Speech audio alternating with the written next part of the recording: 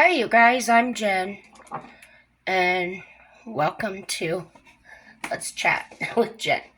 Um, it's 2 a.m. here, but I've been sick with pneumonia, so I just had to sleep and sleep and sleep on and off all day. So I've been up for a while, but my back, my back was hurting me so bad from all the coughing, um, the straining, and even my biceps were hurting me.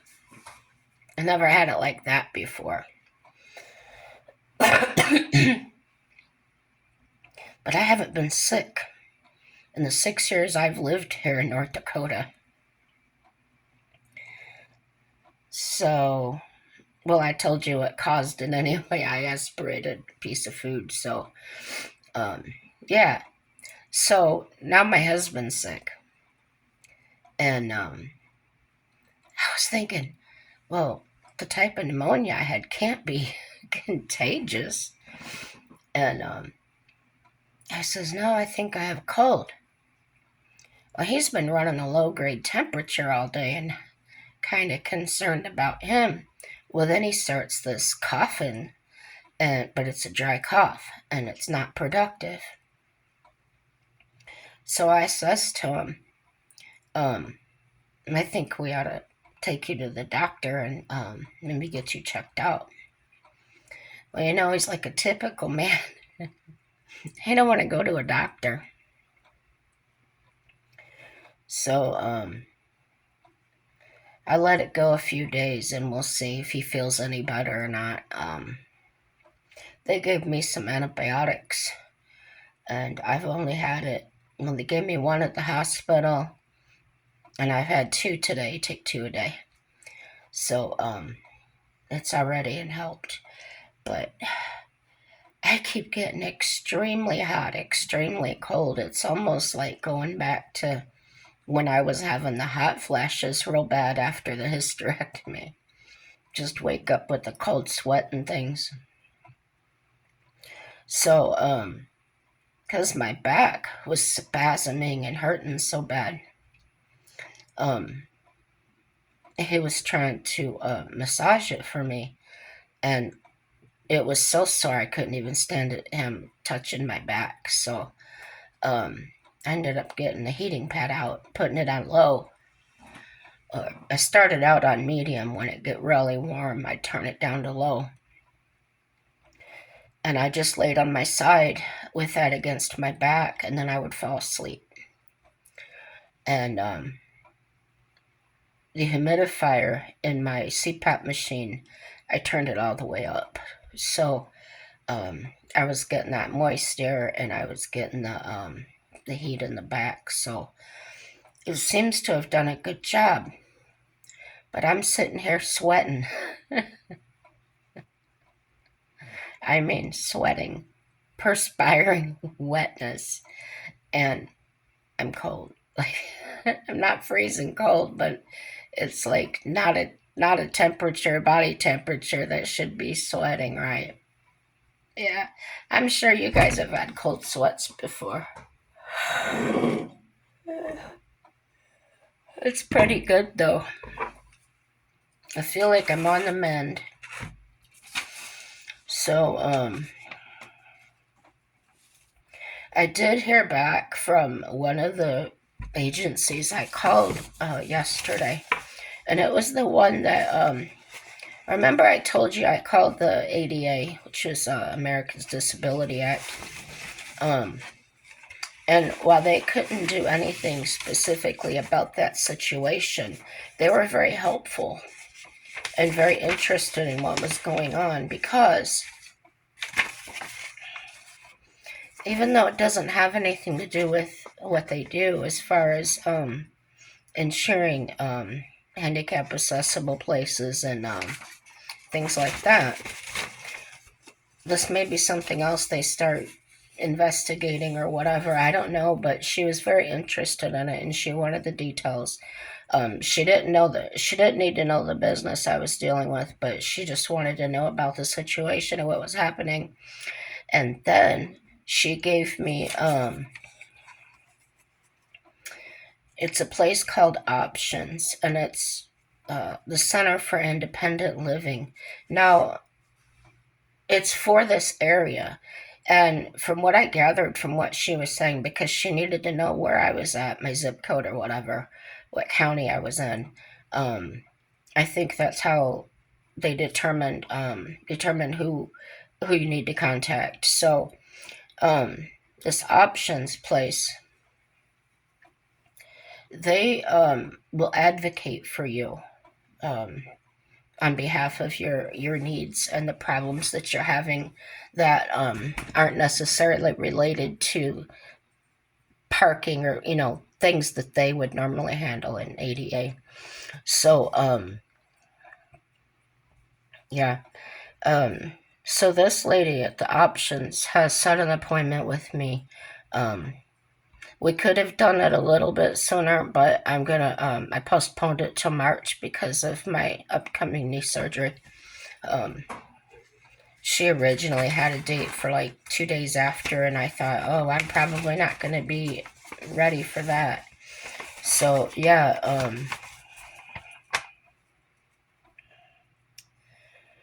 so that's pretty good.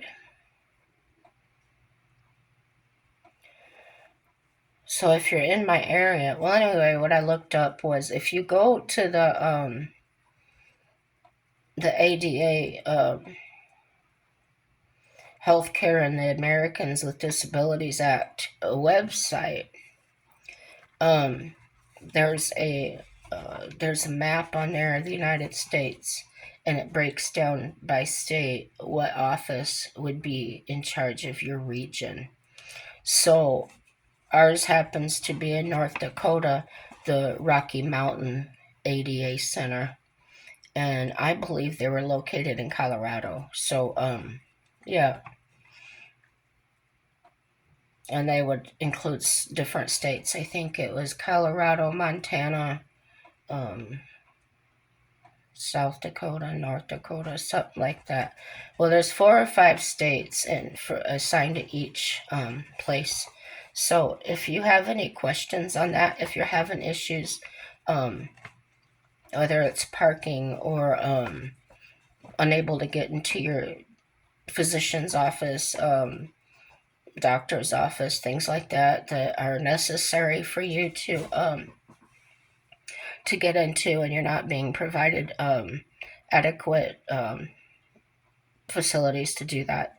Um, yeah, you could go to that website or just ask me, and I will post a link for you.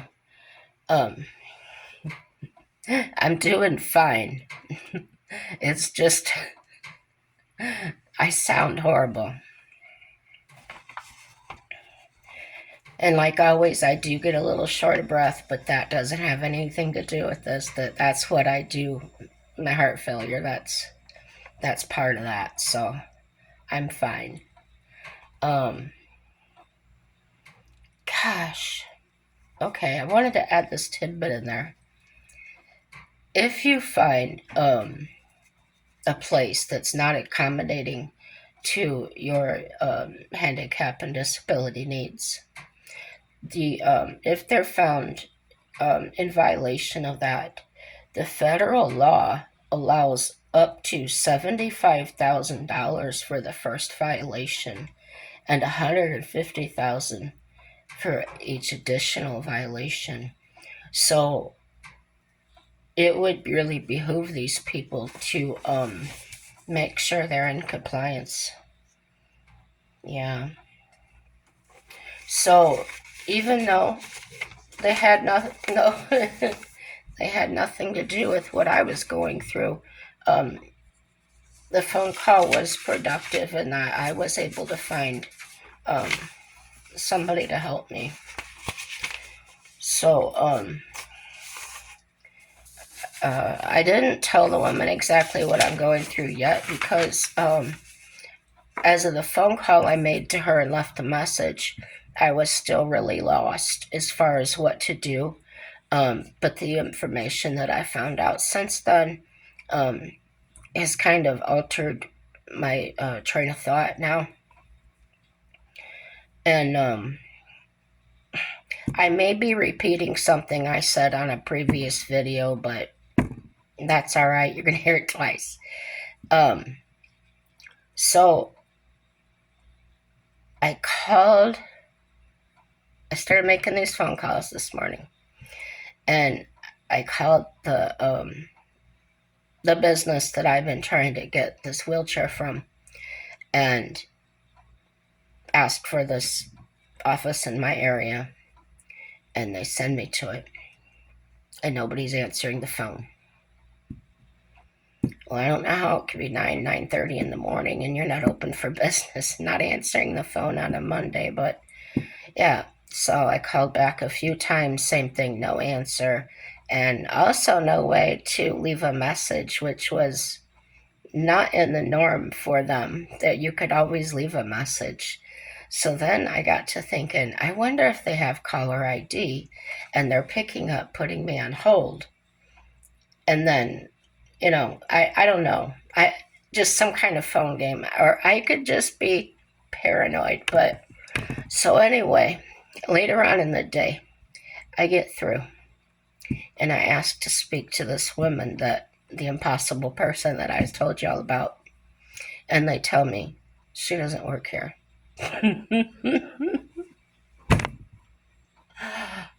I'm serious as a heart attack. That's what they said. I know she works there. She's the area manager. She manages like several stores. So anyway, what lengths these people are going to just avoid sending in my pre-authorization that they've received from my doctor. They're just refusing to send it to my insurance company. So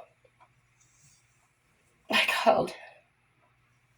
Oh, my doctor's nurse called again today too, because she wanted to keep me up to date on what she was finding out. And she said over the weekend it was really on her mind, because the pure shock of all this is just, it's insidious. It's just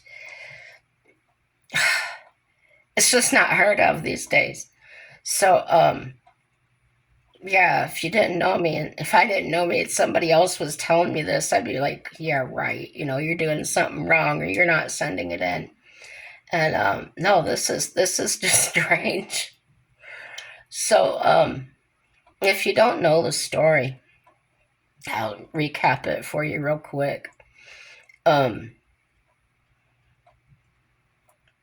of January 1st, I became eligible for a new wheelchair. I've been in a wheelchair since, used it on and off, since 2020.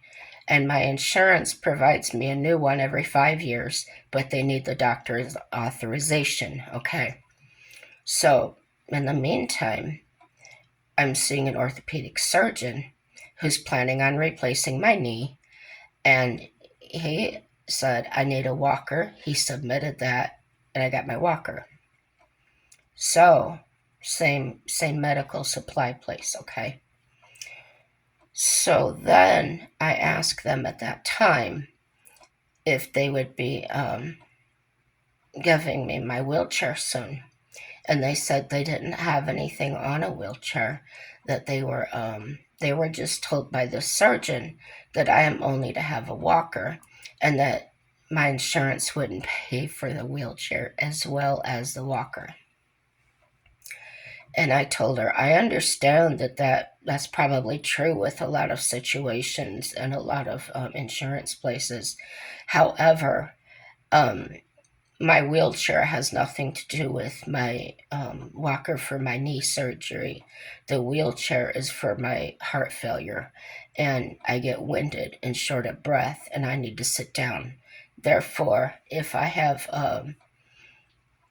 when I'm doing my walking and everything, my caregiver or my husband can follow along behind me with the wheelchair. Now, could I use the one I have now? Probably. Um, but we would have to do something just drastic with it, because there's a place on the side where the side of your thigh goes in the chair, that if I'm not careful the way I sit in it, it will slice my leg. It's a hard piece of plastic that is broken, and can't figure out how to get it off. There's not like screws or anything that are holding it. Um, I don't know, molded into it or something. I never seen anything like it. It's dumb. Um, I even thought about getting something else and cutting on it. Like, I've got tools. I was a locksmith. I have tools. Um, just cutting it off or whatever. But then, um, like, no, I'm entitled for a new chair. I'm just gonna get a new chair, right? So, anyways, so this drags on, and they're not turning it in. Oh, they told me they didn't get it. So I said, no, you're not going to get it from the surgeon. It's going to come from the cardiologist. It's going to come from my doctor. This is something different. Why aren't you sending in the authorization? Because now the doctor sent that over to them. And the lady just keeps telling me, because your insurance isn't going to pay for it. Have you sent in the authorization? No, I'm not going to do that. Your insurance isn't going to pay for that. So I call the insurance. The insurance gets them on a three-way call with me. They have no problem. They're going to send it in to them. The insurance says, are you sure you have the number? Because they're well aware of this whole problem and the trouble they're giving me. And they're trying their best to get them to send them what they need. And I had even called when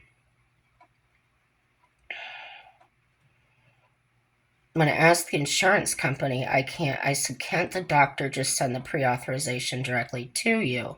And they said, no, it's not the way it works, because we don't send you the wheelchair. So the business, the medical supply gets the authorization, then they have to send it into my insurance company for approval, because that's how they get paid. All right. So every time I talk to this woman, she just keeps saying the same thing. She does not say hello, goodbye. She just has the same exact words no matter what I ask her, no matter what I say. She just keeps saying, your insurance isn't going to pay for it. Did you send the authorization in? Your insurance is going to pay for it. And she goes, that's all she'll say to me. So, my doctor's nurse called her, gave her the same thing. Um, it just goes on and on. It's unbelievable. Um, so, anyways, now my nurse called me today because she said this bugged her all weekend long. And she thought of another supply store, but they don't have an actual store here. She said they used to have an office, but she doesn't even know if that's here anymore. However, she sees their truck all the time, or their vehicles all the time. So they are making deliveries to this area. So she was going to contact them today and find out if she could just send the pre-authorization to them and get her done. She's great. what a racket, right? So yeah, I'll keep you updated on that. I've reported the company to the Better Business Bureau. Um, I went on Yelp just to see, and oh yes, lots and lots of reviews on there about them. Um, just horror stories of how they are. So they're probably gonna lose um, whatever they have with the insurance, being a network or something. They're probably gonna lose that, and it's all thanks to this area manager, who should really be focused on doing better. So when I called and I talked to that lady on the phone at the company that told me that she didn't work there, um, and I just asked her to look at my chart. She says, "Yeah, what's your first and last name?" I told her. She asked me for my birthday. She finds the file in the computer. And she goes, "Can you hold on for a minute?" Yeah.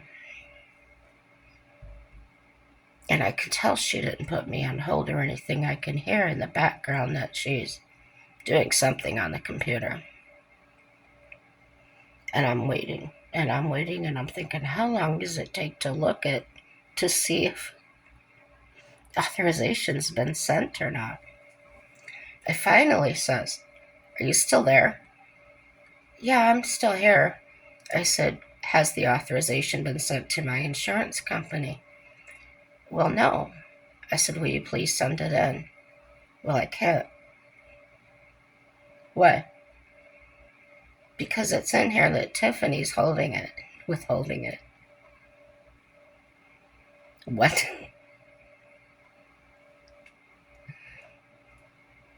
Yeah.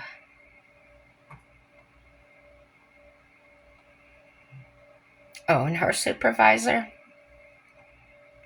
I keep calling him and calling him and calling him. I bet you I've left him 3 messages, 3 voicemails since Friday.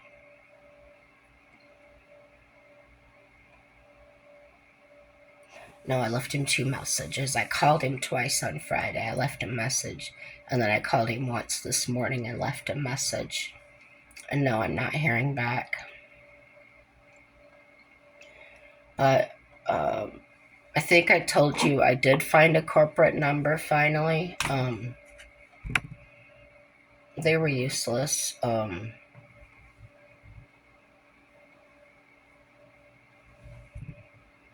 Yeah, good stuff, man.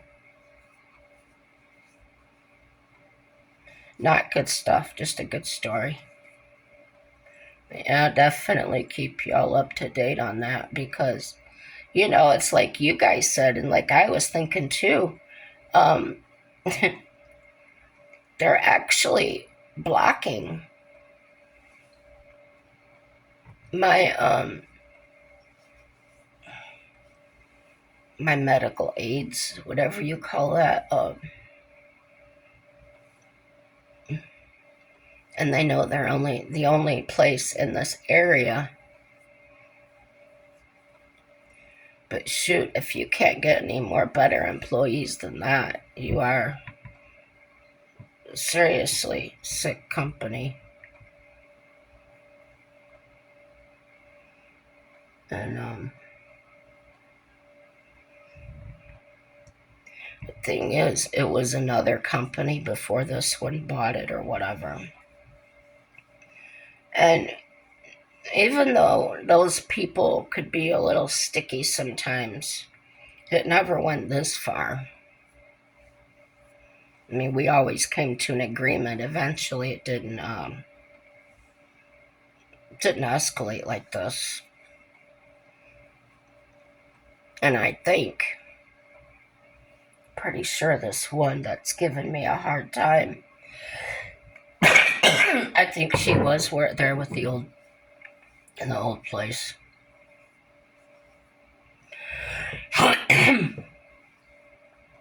But I had never dealt with her before.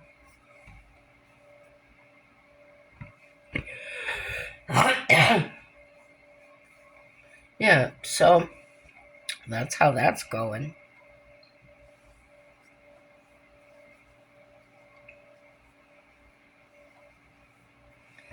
I just, I feel like it's worth the fight. I've done home health care, as I sound like a broken record. I always say that, but the reason I say that is because I'm aware that people need Hoyer lifts, they need bedside commodes, they need beds, hospital beds, they need all kinds of things that you can't just go to the store and buy. And if you do go to their store and buy it, um, it's expensive. And some of the reviews I read about this particular company is that the products they sell are so overpriced, and they get them home and they fall apart, they don't work, or um, the the word I'm trying to find is in my head somewhere. The quality of them, I think that's the word I'm looking for, is less than par. So yeah, if you're gonna charge a lot of money, it better be worth it. So on that subject, it got me to thinking about liars. That's all I could think of when that lady told me she doesn't work here. Liar, liar, pants on fire. But yeah.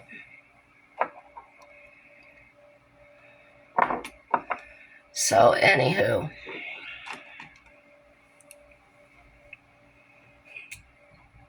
do you know the signs of lying? Y'all been lied to at some point in your life. Liars may use more formal language. Yeah, I think they've been doing that to me. That's when they use my first and last name, and or they say Mrs.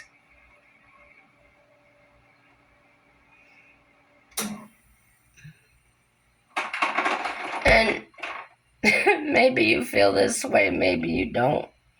But okay, I have a couple of pet peeves, and here's one of them. Okay, if somebody walks up to me and I ask them a question and they say, "Well, to be honest with you," light bulb goes up. They're not telling me the truth. So, yeah, don't ever say that to me if you want me to believe you. And what's another thing they say? Oh,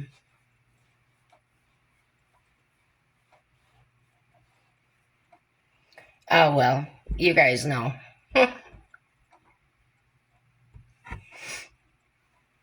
It's not going to play them games. And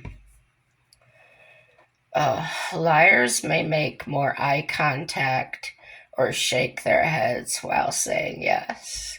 So, yes. No. Hmm. You gotta believe me. To tell you the truth, let me be honest with you. Yeah, those are red flags for me right off the bat. Liars may smile when they're done telling a story. Yep, I learned that one too. Liars may have a consistent pattern of movement, such as shorter sentences or a bigger response time. I haven't noticed that. It'll be something I look for now. There's somebody in my life right now that I've got doubts about, and that's one of the things that I wanted to look up because I'm not a lie detector. Um,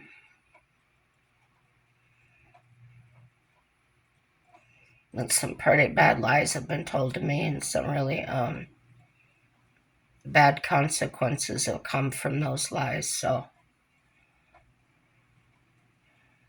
I think my gut's right that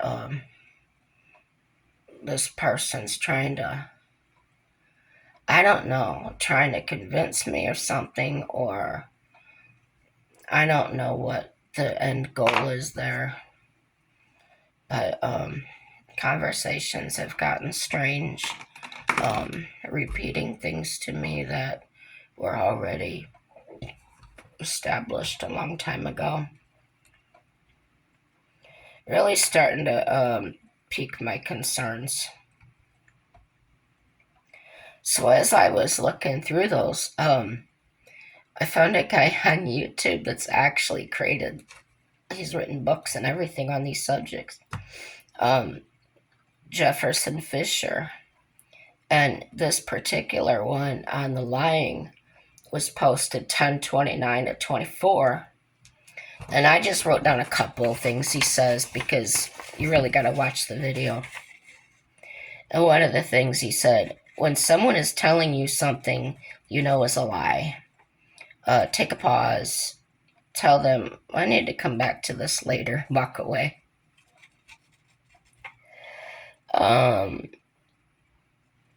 Or say something like, something feels off.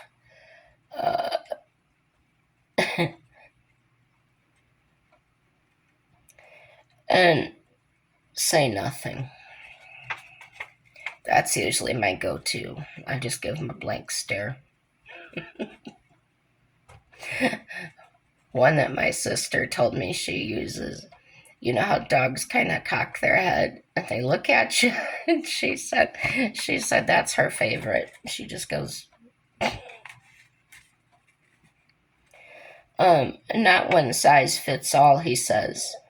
Look for overreactions. Yeah, I guess there's been some people that I've worked that have been that way. Oh, especially when I was a supervisor, they would be like, or just ask them a question. It didn't mean anything. There was no ulterior motives to ask them a regular question was, oh, did you stock the pop? Or that's just an example. Did you stock the cooler? Well, yeah, I told you 10 times. I already did that. And they've never told me once. But the escalation of their voice tells me I need to go look. And when they see me heading back there, they just run back there and grab the door ahead of me. And I'd be like, I thought you said you did this.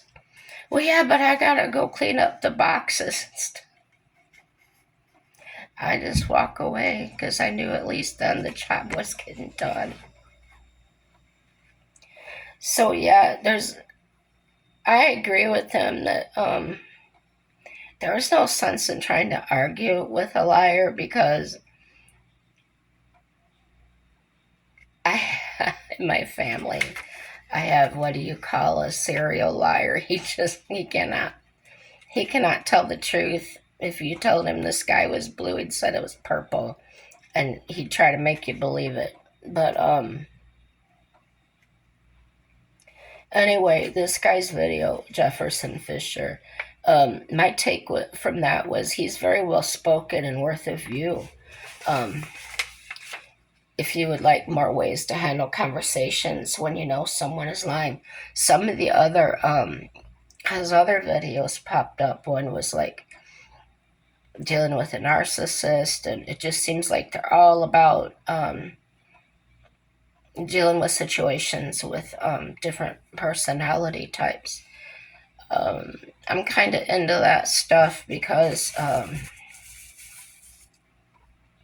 I like to know why people do what they do. That's helped me cope with a lot of things in my life that have happened. Instead of focusing on what you did to me, why do you do the things that you do? So then it's not personal. They didn't do it to me. They just do it. And, am I doing my makeup to go to bed? Why, yes, I am. Why do I do that? Because you bring the best out in me. No, you really do. I was sad I couldn't get out here and do video. And then I did, and I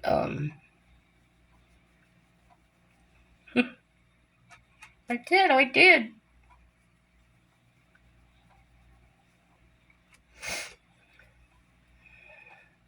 I I didn't get up Sunday, during the day at all. And it was Sunday night, and I got to thinking, well, shoot, I didn't do my book one reading.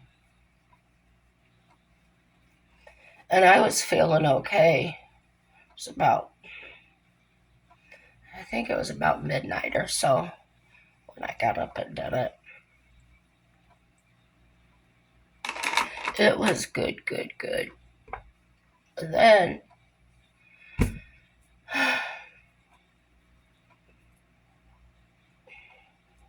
I'm having one of them hot flashes again. What was I gonna say? The hot flash had melted all my thoughts away. I don't know what to do about that. But I've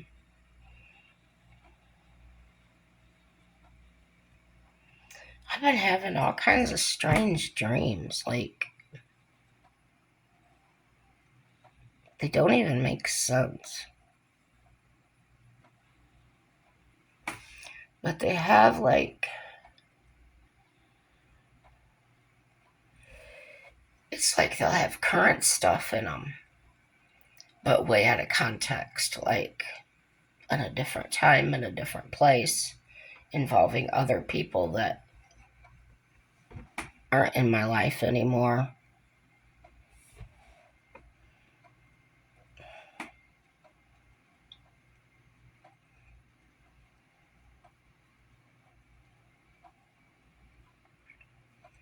I got a good story for you. Well, it depends on how you look at it. I'm looking back, it's pretty funny. Maybe I already told you before. I don't know. Told y'all I don't remember things. Sometimes I go back and rewatch my videos just to make sure I'm not duplicating stuff. But I didn't do it for this one, so bear with it. Just deal. So, there was a beach where I grew up at, and we were driving age and stuff. We used to go up there, and it was a fun place to park in the parking lot, and meet up with friends, meet new people from other schools, stuff like that. It was really fun.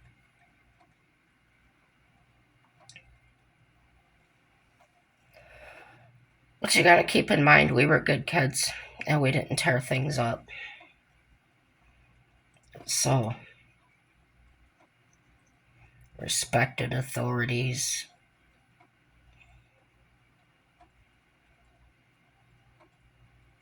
Well, anyhow, my one girlfriend and I, we were sitting there, and there wasn't a lot of people there for some reason that night. I think there was probably a game going on or something, somebody's school. And there was these two guys, a couple motorcycles, kept driving by. And my friend yells out something about a ride on a motorcycle. I was not allowed to do that. I knew that. So I was like, no, you're not. It's not safe. You're not leaving me like that, you know. Because what do I say if she just disappears or something? I was like, no, I'm not having it. You ever have one of them friends that I'm going to do it no matter what you say? Yeah, that was her. So, she gets on this motorcycle with this guy. And the other one decides to sit there with me. And we're sitting there talking and everything, and he was not in high school, he was much older.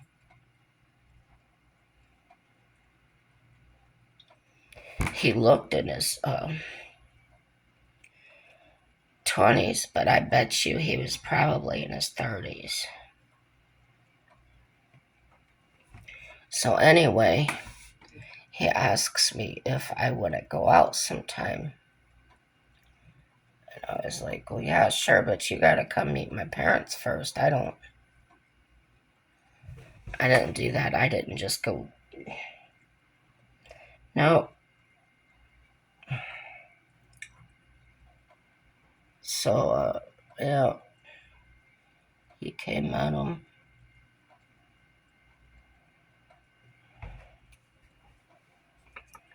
And, my gosh, they actually let me ride his motorcycle.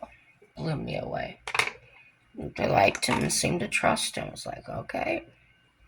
So that's what we did a lot. We just rode around and parked at the beach and stuff. Well, this one time, I don't remember why, but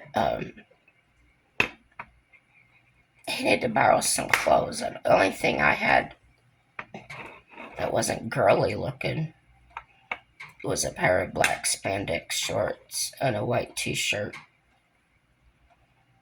And so he wore them, and he was going to bring them back the next day when he had his regular clothes on. So, I never heard from him. I didn't hear from him the next day or the next day. So I finally decided to call where he worked at. And the way I knew where he worked at is because he told me where he worked. And I happened to know the guy.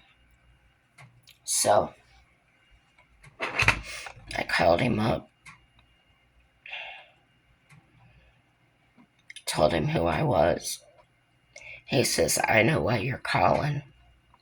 I said, you do? He goes, yeah, I've got some clothes here for you. I do. He goes, yeah. He goes, you want to come get them, or do you want me to bring them? I said, well, why don't you bring them? So he brought them, and then he told me the story.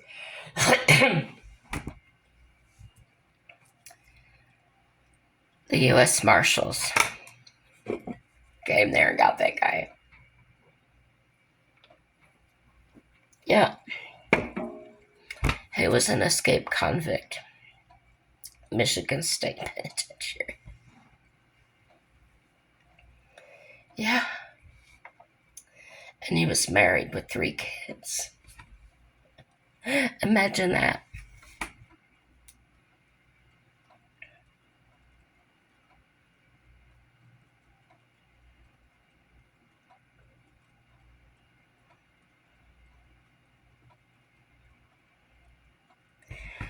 You never know, kids. You never know.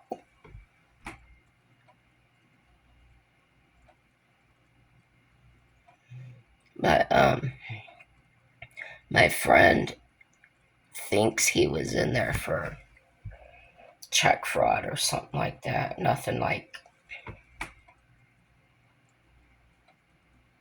Sounds like he was just an idiot. Even more of an idiot for getting out of there, and probably just added more onto himself. Yep.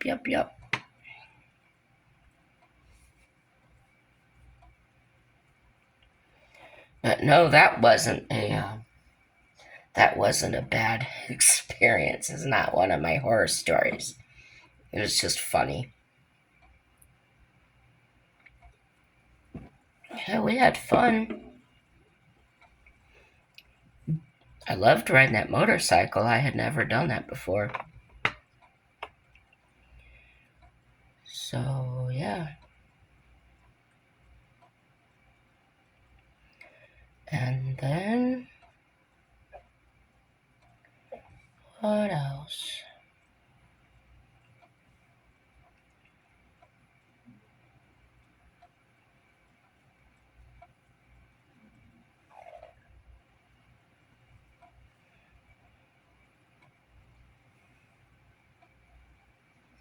My sister and my cousin played a good trick on my aunt one time. They were at the state fair and they were staying in a hotel room. So they're in the 4-H and they were showing horses there. Well, they were going to call out for Chinese food. And my sister was so bad. You can just imagine the things she was telling my aunt to order, and my aunt's repeating them on the phone to the Chinese place. Yeah. All those cream of some young guy and all those things, yeah. And my aunt was clueless, guys. That poor lady. When she realized it, because the girls were just laughing and laughing, and then she caught on and she's like, "You got," she hung the phone up. She said, "I'm not calling them back."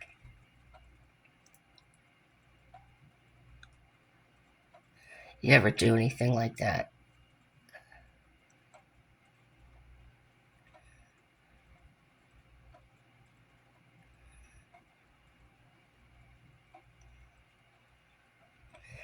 Really been thinking about my nephew today. Sometimes that happens, just somebody gets in my mind and my heart. And, oh, guys, I know you know about that, especially if you're a mom or grandma. And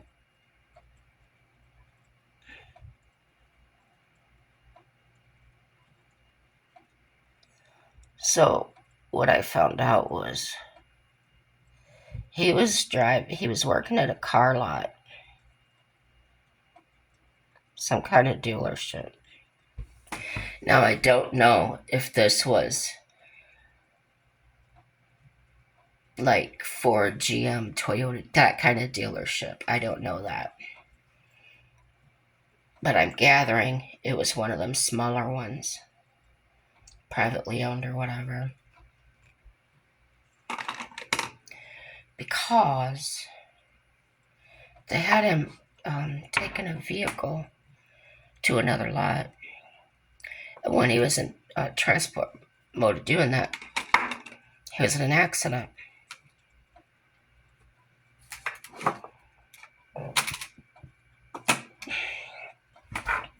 They suspended his driver's license because he could not prove insurance at the time. The dealership had to prove insurance. So, that wasn't happening either. Seems like, think back on it, yeah, they're having a hard time like I'm having a hard time with this lady over here. So the reason I was thinking about him was because he lost his job. And his dad just threw him right out on the street. And the reason that's a problem is because his dad, my brother, whom everybody has given everything to. Yeah. So just throw his son out like that. So I called my nephew, I don't know, about a month ago. And I was like, "Hey, dude, you want to come up here and be by me?" And he's like, no, I got my friends here. He's very friend oriented. Like, his friends are everything to him. So, I was like, "That's all right." I said, "But if you get in a way where things get really tough, I go, I'm here, right? He goes, yeah, I do. And he goes, I appreciate it. So I was kind of okay with it. Well, then I saw, I stalk him on Facebook. He's young. He's like 22, 23, something like that. He's not going to call and check in with nobody. He's doing his own thing.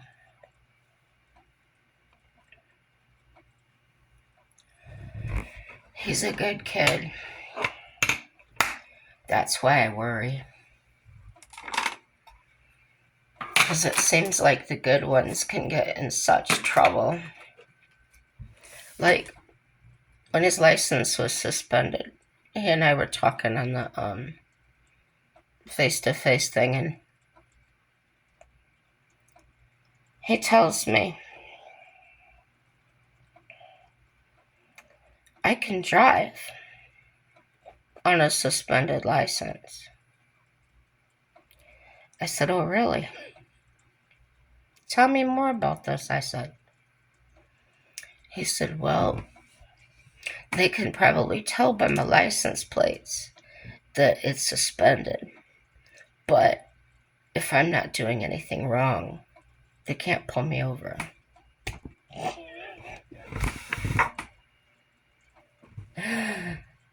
Oh, my word. So I tell him, I don't think that's true, because I'm trying to be the cool aunt, but yet I'm trying to tell him right from wrong. So, I said, are you sure about that?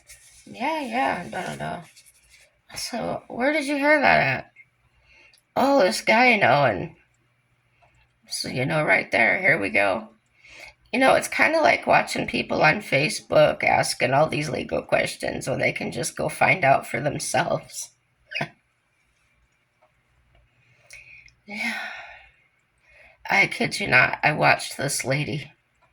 Maybe it was a guy, I don't remember, but it was one of my nomad groups on Facebook. And they literally posted this question. I'm not kidding you. I hear they're doing away with virtual mailboxes. They're not going to take those as legal addresses anymore.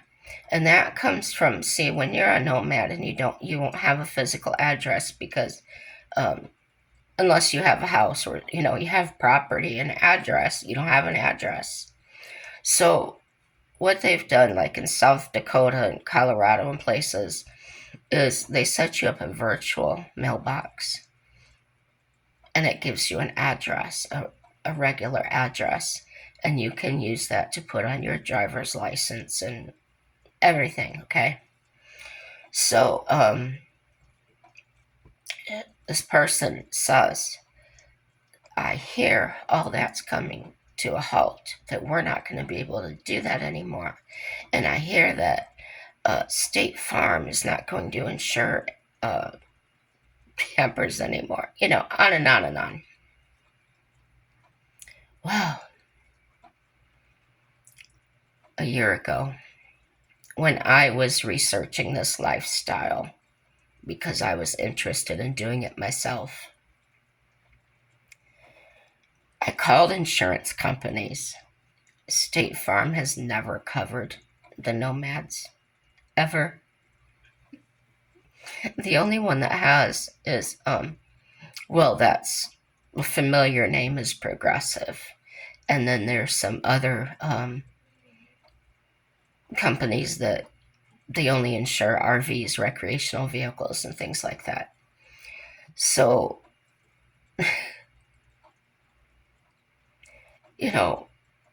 rumors become facts so quick on Facebook. So then it goes on and on and on. So I just made a comment and I said, don't ask people on Facebook. Just go find out. I mean, it's not hard.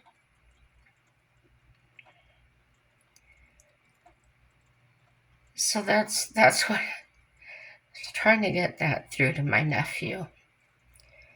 But he kept on about it, and I just said to him, I said, how about this? I go, prove me wrong. How do I do that? I said, go to the police department and ask them. And if they tell me what you're telling me, then I'm wrong. I haven't heard back from him. So, but I've also seen on Facebook his girlfriend's status is saying single now. And I'm not seeing pictures of them together anymore, so I don't know where he's at. I'm not worried. I just want to know where he's at. I gotta keep tabs on that kid. But, yeah. I got the nastiest cookies from, my Medicare, whatever, pays for my food. So it comes from Mom's Meals. And every meal comes with its own thing. It'll come with, like your food comes in a tray, which would be the main course, vegetable, whatever. But then they give you dessert on the side, which would be like a cookie. Well, this particular cookie, I took one bite. Came all back up. It was the nastiest cookie I've ever tasted in my life. I cannot even describe it other than it burned my tongue. Now, that could be a kidney thing, but I don't know. I'll leave it there. Have my husband be the guinea pig in the morning. Yeah, it's kind of awful that happens. But from what I've been reading, I guess the reason that your taste buds change so much when you have the CKD is the saliva dries up. Yeah, I have that problem. Dry mouth constantly. And I'm gonna turn this light off.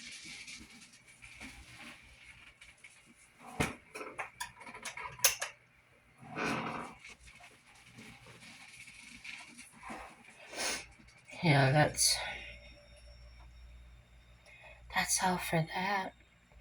Don't I look beautiful for just heading in to go to sleep? Sure I do. So that's it, guys. I'll rewatch this and decide I probably left a lot of things hanging I didn't go finish. But that's all right. We'll meet again. You know what to do. Subscribe, like, dislike, share, comment. Everything's good, and have a happy day.